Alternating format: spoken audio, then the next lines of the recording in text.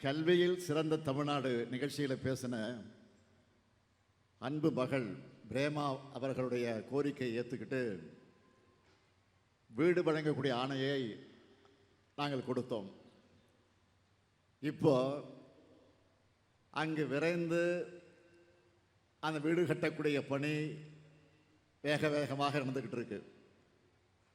அதே போல இப்போ மேடையில் 1,00,000வது பயனாளியான லத்தூர் கிராமத்தை சார்ந்த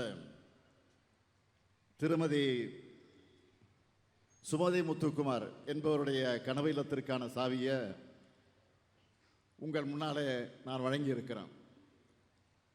காலுக்கு கீழே கொஞ்சம் நிலமும் தலைக்கு மேலே ஒரு கூரையும் வேணும் என்பது ஒவ்வொரு மனிதனுடைய கனவு.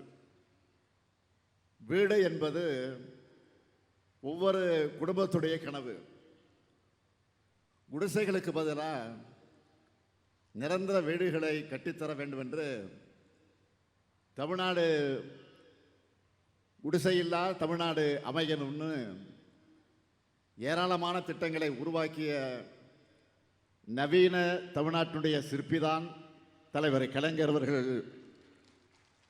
ஆக அவருடைய கனவையும் ஏராளமான குடும்பங்களுடைய கனவுகளையும் ஒரு சேர நிறைவேற்றுகிற மகிழ்ச்சியோட உங்ககிட்ட நான் பேசிக்கிட்டு இருக்கேன்.